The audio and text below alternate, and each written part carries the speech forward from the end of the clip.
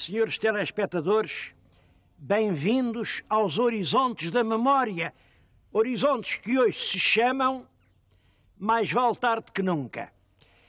Isto tem a ver diretamente com o nosso programa de hoje. Estou-lhes a falar no Castelo de Mourão. Realmente eu gostava de ter vindo aqui o ano passado, porque o ano passado, exatamente no dia 26 de janeiro de 1996, fez 700 anos que o rei Dom Dinis concedeu o foral à sua vila. Concedeu o foral e mandou reconstruir o castelo. O castelo já existia. Há até uma história mal lembrada. Diz que a dona do castelo era uma tal Teresa Gil.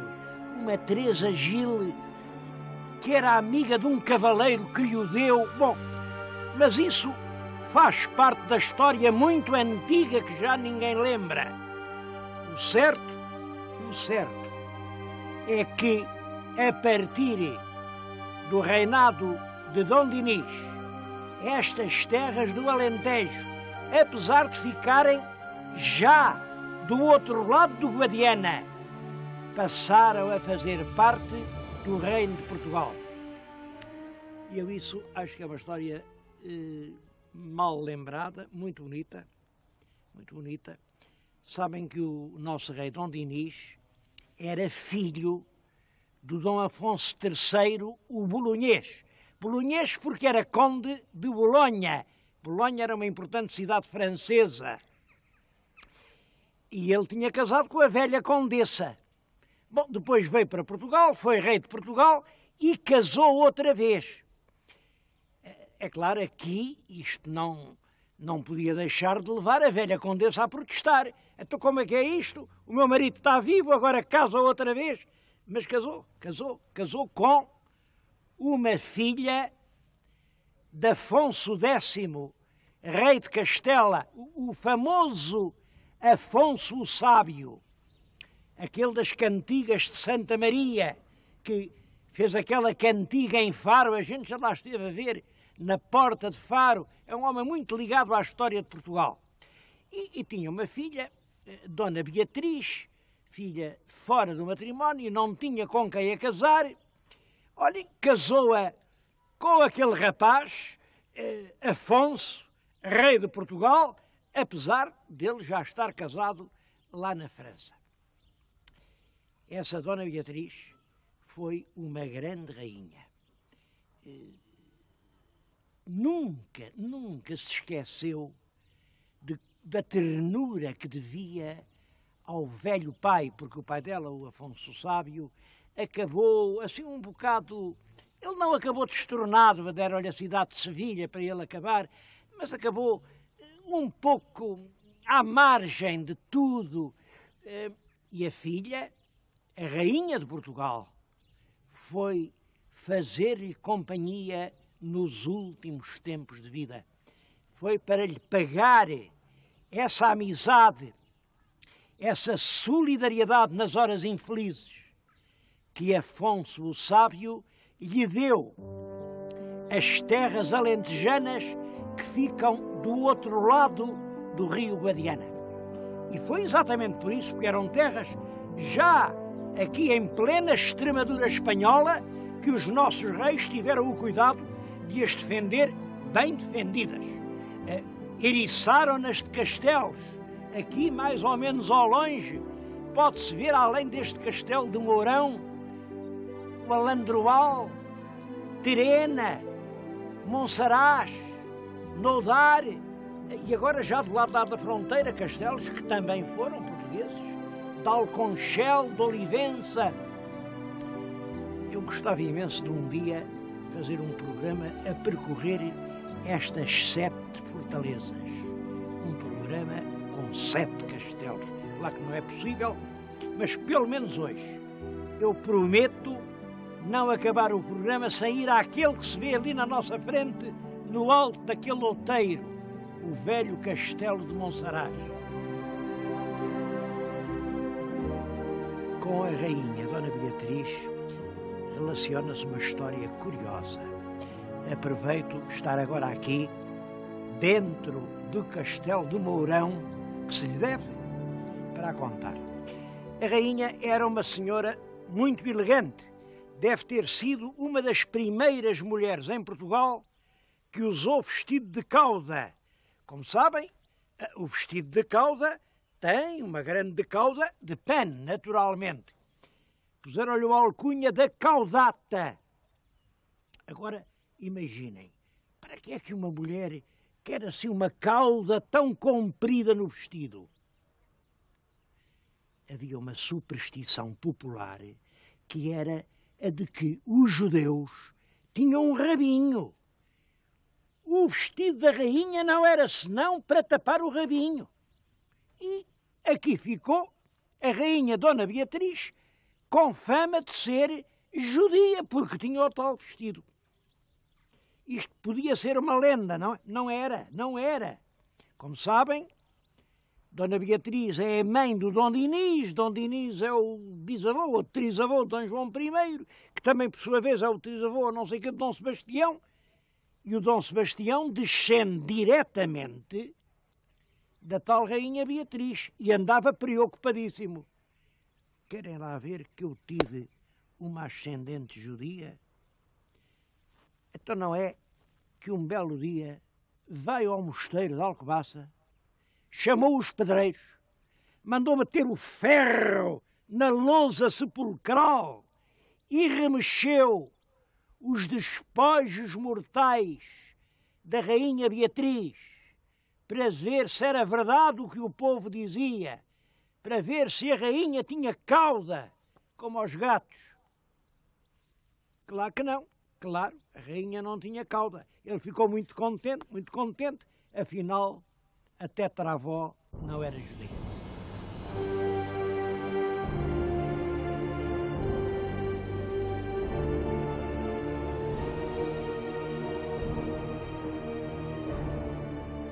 Quando há pouco eu enumerei os 7 castelos que protegiam esta fronteira, não fiz referência, muito propositadamente, a este castelo em que agora me encontro. E isto por uma razão, é que este não é um castelo de fronteira.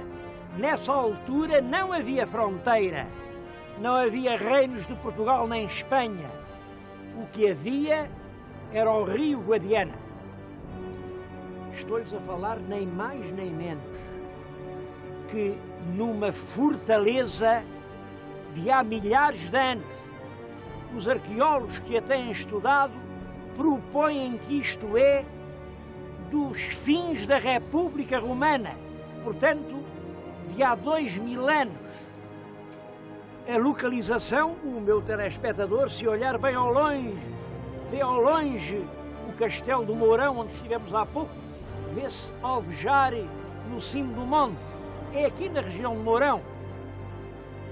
E é um monumento realmente impressionante.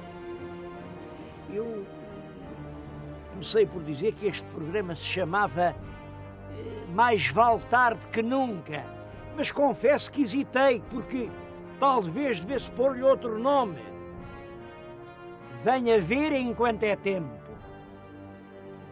Estamos já em 97, 2 anos passam num instante, 98, 99, e quando chegar o ano 2000, toda esta região, toda esta fortaleza estará coberta por um enorme volume de água. É aqui a barragem a que se chama de Alqueva. E que mau nome que a gente lhe foi pôr, porque barragem, toda a gente diz barragem do Alqueva, parece que há um rio chamado Alqueva. Não há rio nenhum. A barragem é no Guadiana e vai ser próximo da aldeia de Alqueva. E isso vai subir o nível das águas, ninguém mais poderá ver esta fortaleza. Ela continua a ser um enigma, está cheia de coisas antigas ainda irreveladas. Em qualquer parte, olha, isto, por exemplo, isto é é o bordo de uma vasilha onde se guardavam provavelmente cereais, mas há cisternas, há galerias, aí por esses rochedos há gravuras rupestres, há aqui milhares de anos que falam. Portanto, eu não mudo o título ao programa, mas repito, venham ver enquanto é tempo.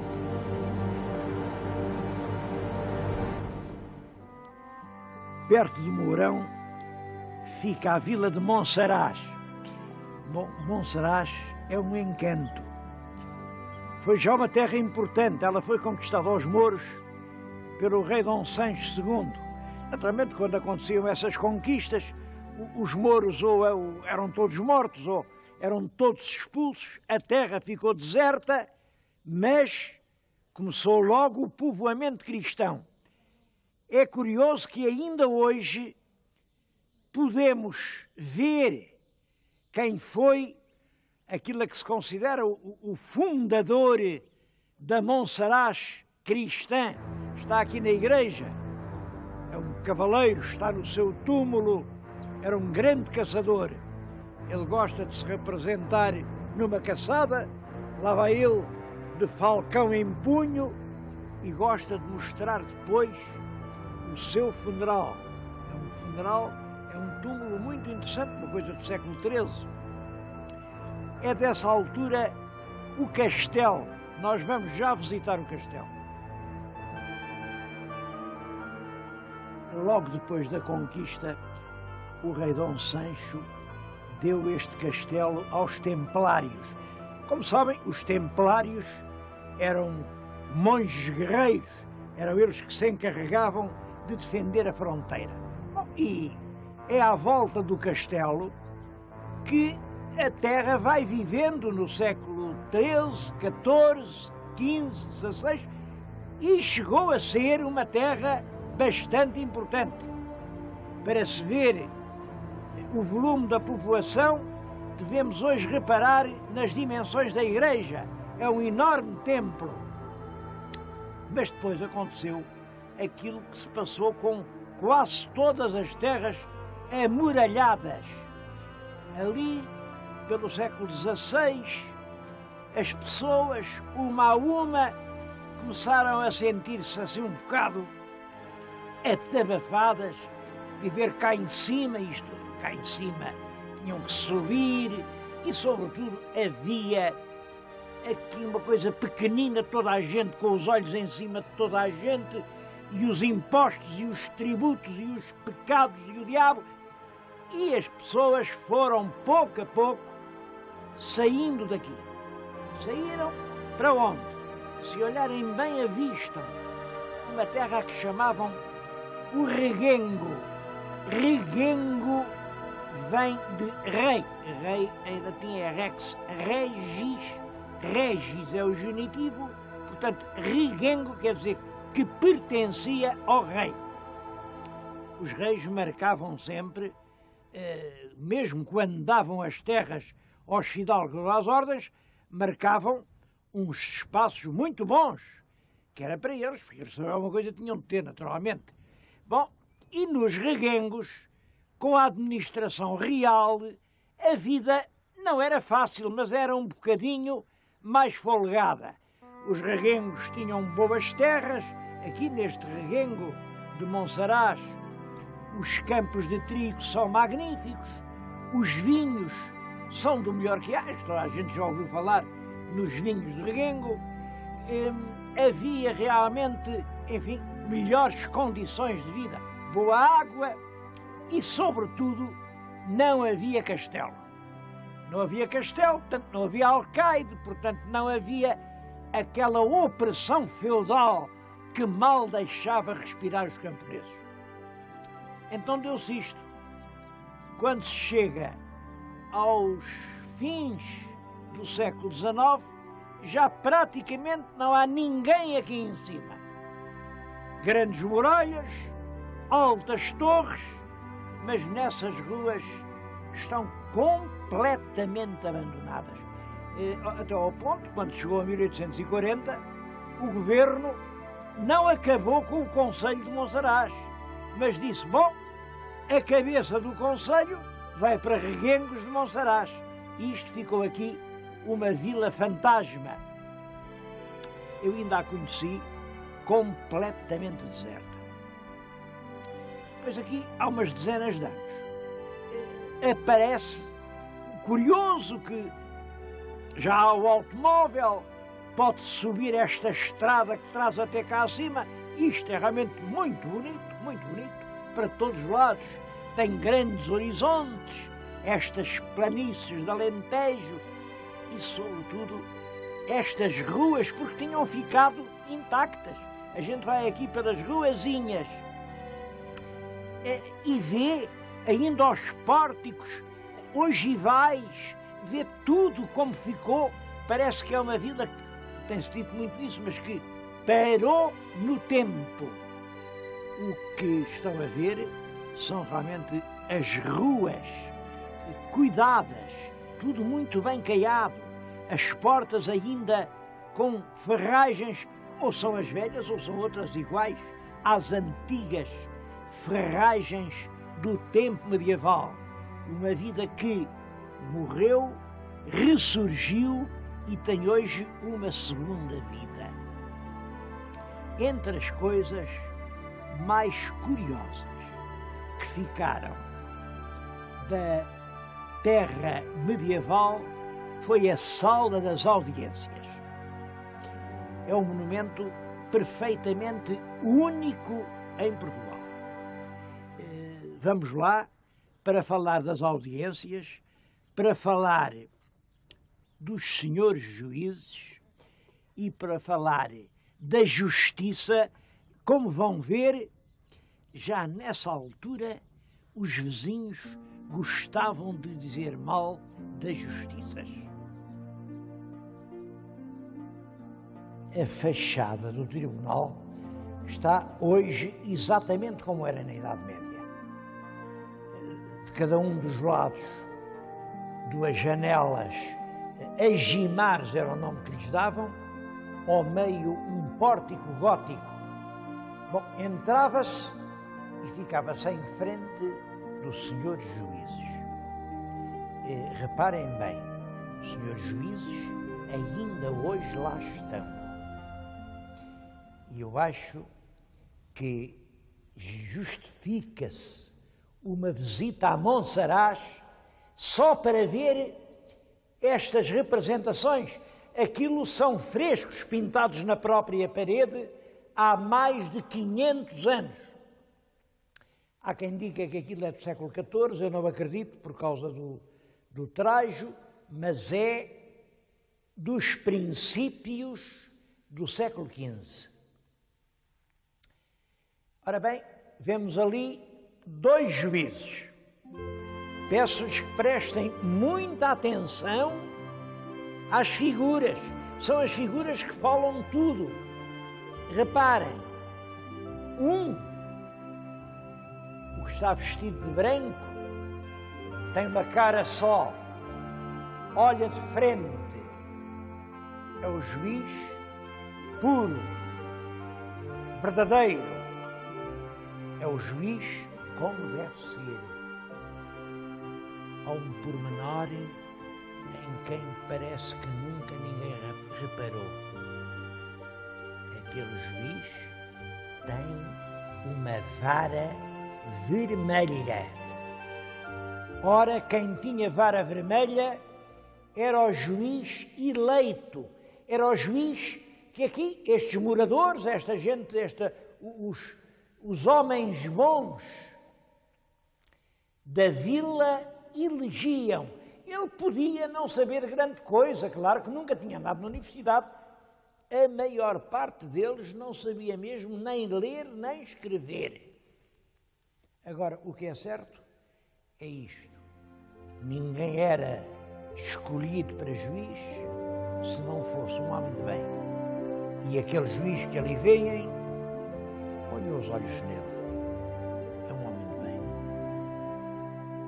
Claro que era cá da terra, era da vila, tinha compadres, tinha comadres, tinha amigos e amigas e tinha e tinha respeitos humanos, e tinha interesses, e tinha negócios, e compreendem que não pode deixar de ser, pois era um vizinho, é a vizinhança. E foi por isso que a certa altura o rei Dom Afonso IV, disse, isto não pode ser, estes juízes eleitos pelos vizinhos nunca fazem uma justiça a direito. O verdadeiro juiz não tem compadres nem comadres, é tudo a direito. Então, quem nomeia o juiz sou eu. E o juiz começa a ser um homem mandado pelo rei. Chama-se isso juiz de fora. É juiz de fora da vila. Juiz de fora. O rei nomeia um escudeiro, é um senhor muito importante, um cavaleiro, é o outro, é aquele que está com trajes ali, hoje são amarelos, naturalmente aquilo eram broquinhos dourados, é um homem muito mais solene, mas olhem bem para ele, não está a olhar de frente, o juiz tem duas caras, e olhem sobretudo para as mãos, hein? Ele está a dizer a um, ao lado dele estão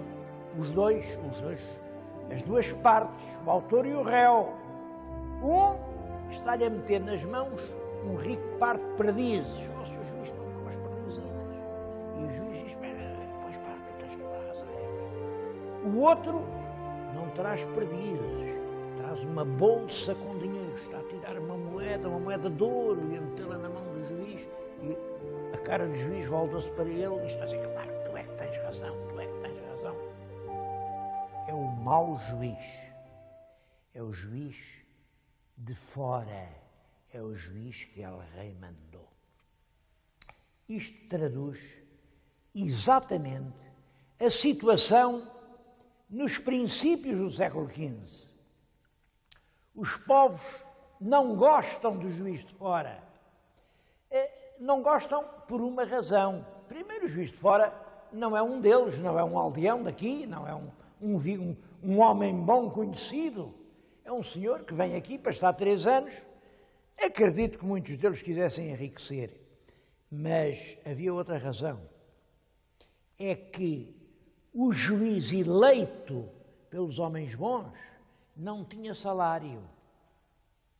Servia de graça. Esse era um dos encargos do conselho. Ao passo que o juiz de fora tinha um bom vencimento e era o conselho que pagava e mais. Tinha que viver numa boa casa. E quem tinha que lhe dar a casa era o conselho.